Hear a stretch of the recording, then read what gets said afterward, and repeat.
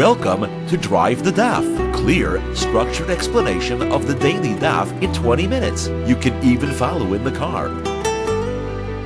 Eruvin Daf continues the discussion of Eruvin Daf. That's where you set up a certain amount of food somewhere in a certain spot, and that becomes your residence for the entire Shabbos, and therefore your tchum is centered around that spot.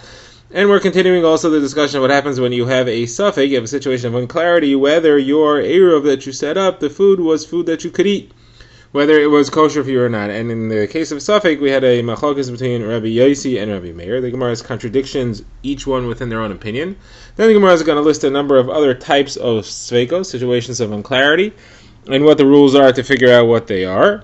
Then we get to a Mishnah, which goes into halachas of breira, where you actually have something that's set up, but it's revealed later what actually was going on and you didn't know before. So first of all, we are discussing this case of a suffix. That's if you had an Eruv set up that was truma, and then at some point it became tamei. You don't know if it became tamei before or after Shabbos began. Before or after it took effect as an Eruv. If it became a tamei before, then the Eruv is no good.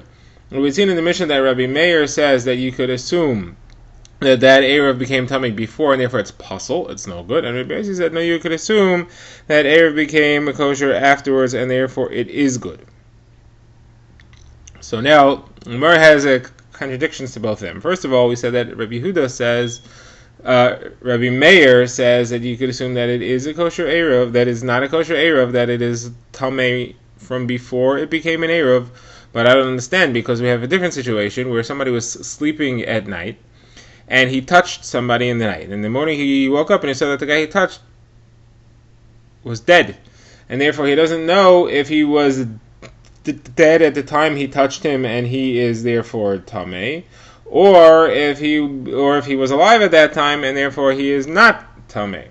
Now over there the halacha was that Rabbi Meir rules that is tahar, and you could assume that he died as late in the game as possible.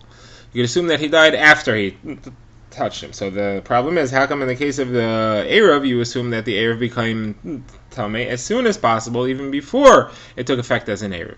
So Gemara answers, and the Gemara says that in the case of the Eruv, you have one chazaka, and in the case of the person who touched the dead guy, you have two chazaka. Chazaka means we have a situation that we knew for sure existed, and we want to know if it changed. We assume that the situation, the way things were, continued as long as possible. So now, in the situation of the guy who touched the dead guy, so he knows that at the beginning of the night the guy was alive, and he knows that at the beginning of the night he was tahar. So you assume those two situations extended as far as possible. He stayed at tahar as long as he could, and the guy stayed alive as long as it's possible for us to assume that he did. That's two chazakas. Therefore, we follow that chazaka and we assume that he's tahar. However, in the case of the Eruv, you only have one Eruv. You know that the truma food that you set aside as an Eruv was tahar in the beginning. It became a tamei at some point. You don't know when. You only have one chazaka, and therefore you don't follow that chazaka. Now, Rashi explains that we're talking about where there are two pairs of Eidim, each testifying opposite about what actually happened here. And that's why the one chazaka gets knocked out, but the two chazakas do not get knocked out. Okay, that's the stira in Rabbi Meir. Now the Gemara has a contradiction in Rabbi Yossi. Rabbi Yossi says as far as Eruvin are concerned, every suffix Eruv is kosher, and therefore you're allowed to assume that the Eruv is kosher, it was tahar at the time Shabbos began. But in a different case, that's where somebody went to the mikvah, and you don't know if his tefillah was a kosher tefillah or not. Could be various problems with the mikvah. It could have been empty, it could have been a chatzitza, it could have been the wrong mikvah.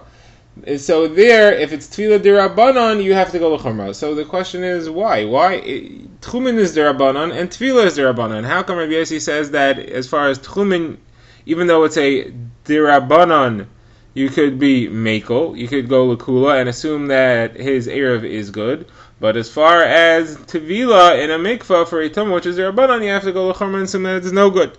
What's the reason for the difference? So the Gemara says that it's as follows.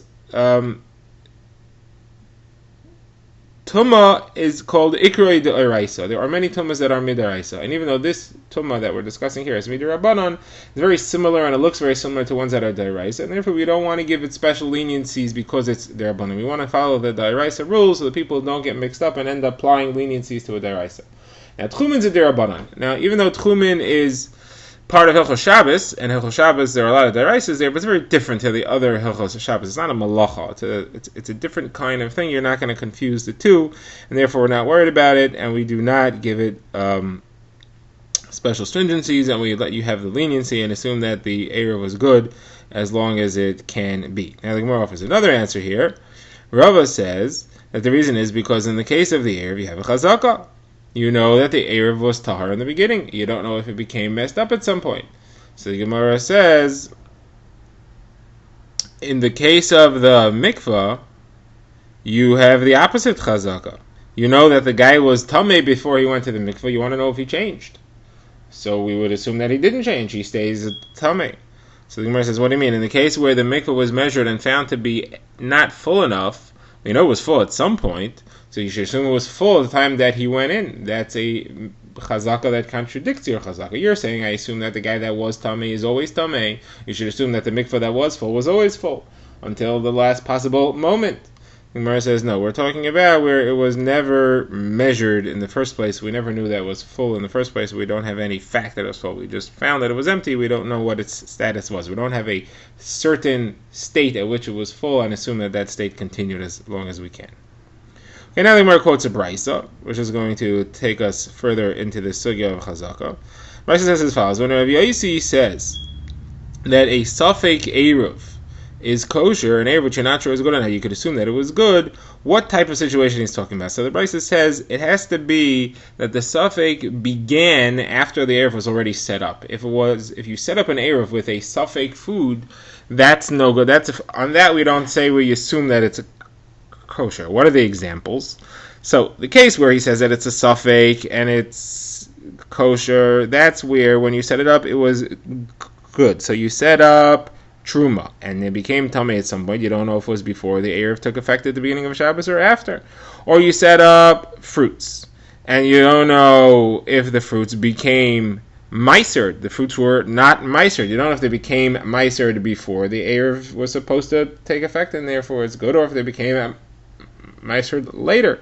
In those cases, there's a safek existing. The safek begins later. However, in the case where the safek exists before, like where you had truma and you don't know whether it's tameh or tahar, and then you take that safek truma and you set it up as an eruv, or you have fruits and you don't know whether they were meisered or not, and you set up an eruv, so that's no good. The safek exists before. You cannot assume that the lenient side of the safek is the true side of the suffix. So the Gemara asks a question on the first half of the brisa where you're saying that there is a suffix, and therefore Rabbi Yossi says that it's kosher. But in one of them, it started off in a kosher state and may have gotten messed up, and one of them it started out messed up and may have gotten kosher. You had a tahar truma, you don't know if it became tameh or not, so you assume that it stayed a tahar. But the opposite case is where you had fruits that were not meisered. They were no good, and you don't know whether they became meisered, and therefore now they became that they are good. Why in both cases would you rule that it's kosher? You should rule either both ways you follow the original status, and you assume the original status continued, or both ways you follow the latter status. Why would you say it's kosher both ways? That doesn't make sense. So the Gemara says you're right, I have to change the second case. It's not that there were fruits that were no good, we don't know if they became good, or fruits that were definitely meisered. We don't know if they became in an unmeisered status. How could they lose their meisered status? They got mixed up with hevel, which is not meisered, and therefore they would also become halachically not meisered, because you can't eat any of it. It's mixed with not meisered, but we don't know when it was mixed. We don't know when it got messed up. Was that later, after it became an eruv, and therefore the eruv is kosher, or was that earlier, before it became an eruv, and therefore the eruv is no good? Okay. Next, the Gemara has a question. The Gemara has a shayla. The shayla is asked by Rav Shmuel bar Rav Yitzchak from Rav Huna. Somebody has 2 loaves of bread. One is tameh and one is tar, and he doesn't know which one's which. So he says, you know what? Make an eruv with both of them. Now what's the halacha? So he says that is a question we could ask both according to Rabbi Meir and according to Rabbi Yehuda. Rabbi Meir usually says that if you make an eruv with a safek, it's no good. So over here, it could be that it is good because you definitely have a tar loaf of bread there.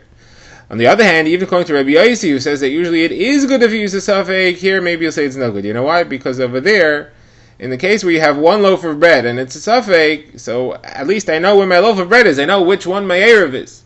Here, I don't know which one my eruv is. One of them is for sure good. One of them is for sure no good, but I can't use either of them. So I don't know which one's my Erev, which one is a kosher Erev that I should be relying on. So the Gemara says, yeah, that's the halacha. The halacha is that you always have to know from Friday, from before Shabbos, you have to have something which is a kosher Erev that you could use. It's part of a Suda that you could actually eat. That's what you have to have in order for the Erev to take effect. If you don't know, then it's no good. You need what's called Suda Haru'uya Mi'ba'id Yom. You have to be able to eat it when the day begins. Okay, another question. Rava asked from Nachman. And here we get into the halacha, not about something that changed in the status of the bread or the food, but we know that on Friday was definitely one status, on Shabbos was definitely another status, and in between is called Bein Hashmashas. Bein Hashmashas is the moment when the Erev takes effect, but Bein Hashmashas we don't know if it's Friday or if it's Shabbos. It is a situation of unclarity whether it's Friday or Shabbos. So what's going to be the halacha there? What's the case? So the Gemara says, somebody says, listen, I have a loaf of bread here. Today it is Chol, it is no Kedusha on it, it's kosher for an Erev, and then that's Friday. And on Shabbos, as soon as it becomes Shabbos, it turns into Kodesh, and it's no good for an Erev. So what's the halacha there? So he says, that is good, that counts as an Erev. The reverse case, where something is a Kodesh on Friday, and then as soon as it becomes Shabbos, it's going to be redeemed, and it turns into Chol, there it's no good. Someone says, what's the difference? Either way, it's a suffix. Bein Hashmashas is a suffix. Bein Hashmashas, you don't know if it's Friday or Shabbos. If you don't know if it's Kodesh or Chol, you don't know if it's kosher for an Erev or not. Should be the same halacha in both cases. How come one's good, one's no good? The Gemara says, simple. You follow the previous status. You assume that the previous status continued. Where Friday it was kosher because it was Chol, so we assume that the Erev is good. Where Friday was Kodesh, so it's no good. Then we assume that the Erev is no good. Okay. Next, the Gemara quotes a Mishnah, which teaches us something about Hilchas Eruvin. The Mishnah talks about a wooden pitcher it was tamei and you put it in the mikvah, but it doesn't actually lose its tumah and become tahar until nightfall, until the day is over. The Gemara is going to discuss what part of Bein Hashmashas does it actually become tahar. But what you did was you used this wooden pitcher and you drew water from a barrel. You drew wine from a barrel of wine that was meiser. You picked up the pitcher, which now has part of the wine in there, and you said, "This is trumas meiser on that meiser," meaning I'm fixing that meiser by taking truma from it. Now you should be able to eat it. The problem is trumas meiser is now going to become tamei. So he said that it's not going to be truma from now. It's not becoming truma yet because it's still tamei now. But when the day ends and the tumah is fully off, that moment this wine will become truma, become trumas meiser. That's good. So the Mishnah says the halach is that works. Not only that, but if you made an Erev with it and it was Friday going into Shabbos, that also works. That does not work. There you didn't say anything. There the halach is that does not count. So Rava says you learn from this a couple of halachas. You learn from this, first of all, that the Erev begins at the end of Bein Hashmashas, because the Tumah goes off in the beginning of Bein Hashmashas. And so the Trumas Meiser takes effect at the beginning of Bein Hashmashas, and therefore this wine becomes kosher to use. It's not Tevel Meiser anymore. So if that happens at the beginning, and the Erev also happens at the beginning, so you shouldn't have a problem. It must be that the Erev happens at the end, and the Trumas Meiser is Chal at the beginning. So Gemara says, no, not necessarily. It could be that they both happen at the beginning, or they both happen at the end. But the problem is, this is not something you could have eaten before Shabbos began. Like we saw earlier, you gotta have it ready to be eaten before the Erev takes effect. If it only becomes kosher at the exact moment the Erev takes effect, that's no good. And now we get in the next Mishnah, which is about a different kind of suffix. The Erev is a good Erev, and as a matter of fact, the person set up multiple Erevin. It is not sure which Erev he wants to be his main Erev, and it's going to be revealed later on Shabbos which Erev is the one that counts. Now let's just remember how an Erev works. You have to have only one place at the beginning of Shabbos, which is your permanent residence. That permanent residence is the center of your tchum, 2,000 amas in either direction. You can't choose that to be where you are or where you set food. You can set food in any direction as long as you're within 2,000 amas of it. Let's say somebody's in the city and he's not sure if he wants to be able to travel 4,000 amas to the east or 4,000 amas to the west. So he wants to set up an area of 2,000 amas away from him in both directions. Whichever one will be his Erev, he'll be able to travel 4,000 amas from where he is all the way to the Erev, and another 2,000 amas past that, because that Erev is the center of his 2,000 amma radius circle in which he's allowed to travel. But he wouldn't be able to travel at all in the opposite direction. This guy doesn't know where he wants to go. So he says, you know what, I'm going to set up two Eruvin, one 2,000 amas away to the east, one 2,000 amas away to the west. And the one that is going to be my real Eruv is the one which we will find out later that is based on a certain condition that happened. So the Mishnah discusses cases as follows. Somebody is afraid that the Goyim are coming and they're going to attack him. He wants to be able to run away. He doesn't know which way they are coming. Are they coming from the east? Are they coming from the west? So he says, you know what, I'm setting my Eruv now. The one Eruv which is, there are two Eruvin, one to the east, one to the west. The one which is Chal is the one, it's Chal right now. It's not Chal later, it's Chal right now. It becomes my Eruv right now. But which one is it? I don't know. I'll find out later which one it is, but it's Chal now. Which one is it? It's going to be the one that's the opposite direction that from which the Goyim are approaching. If they're from the east, then the one in the west. If they're from the west, then the one in the east. I don't know which one it is, but whichever it is, it should be Chal now. The other opposite case of this is where he wants to go somewhere. There's a Chacham approaching and he wants to go learn from the Chacham. So he wants to say, if the Chacham comes from the east, my Eruv is in the east. If he comes from the west, my Eruv is in the west. Now he adds two other things here, and that's he says that if they come from both directions, then I can go whichever way I want. Meaning I can choose later, and that place that I choose, that's the place that's Chal right now. And if nobody comes, so then I have the same Eruv I have the same Tchum as everybody else in my city. I'm not setting up an Eruv Chatzeres. I am my own permanent residence for Shabbos. So the Mishnah, the Tanna Kamma says he can do all of these cases.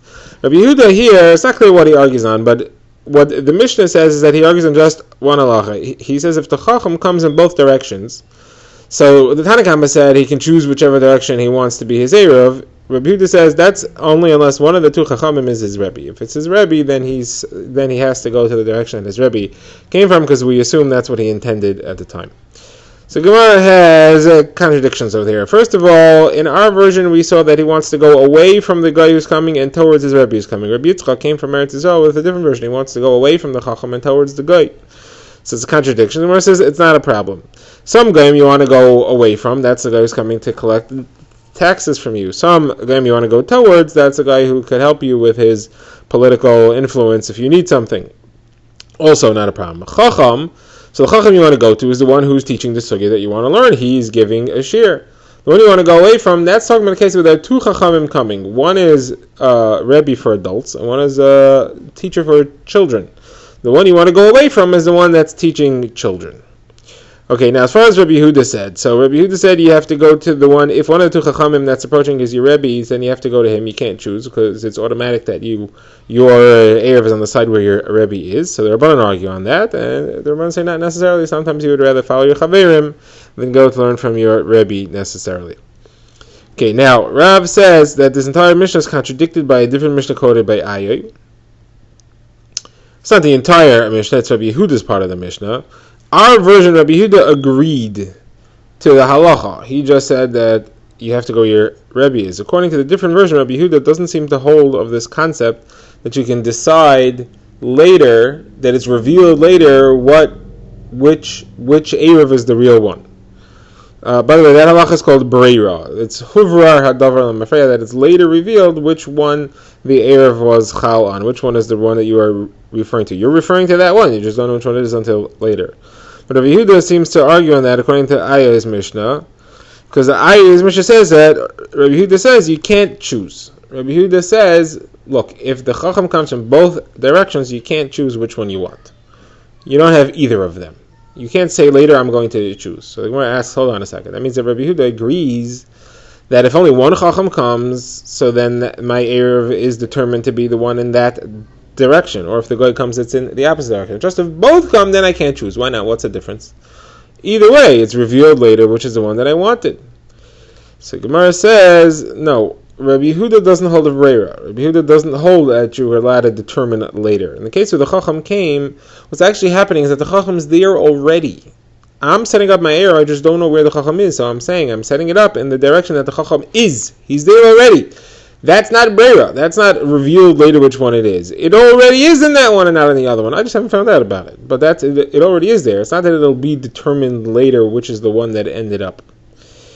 Now, that's the case where it says, okay, but if they come from both directions and you say, I'm going to decide later that you can't do, that would be Breira, and if it doesn't hold of Breira. So Gemara says, well, how do you know that we should go with Aya's version of the Mishnah and say Rabbi Yehuda does not hold of Breira, and throw out our Mishnah, which says he does hold of Breira? Maybe we should do the reverse. Maybe ours is the correct one. So Gemara says, no, because I'm going to prove to you that Rabbi Yehuda doesn't hold of Breira. Anyway, Rabbi Yehuda has a different machlokes about breira concerning wine that you want to separate for truma. The last wine left in the barrel is the truma wine. That's a different segment which we will get to on Daf Lamed. Drive the Daf is a project of the Grand Woodlands Shul and is presented by Rabbi Yitzchak Landa. Find us on YouTube or subscribe to daily emails by emailing drivethedaf@gmail.com.